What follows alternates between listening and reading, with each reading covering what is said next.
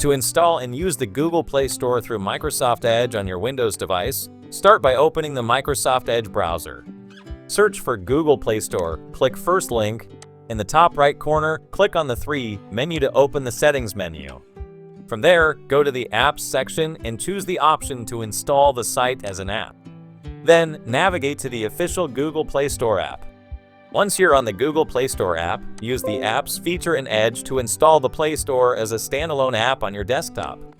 After installation, open the Google Play Store from your Start menu or desktop shortcut. Inside the Play Store, you can browse or search for apps.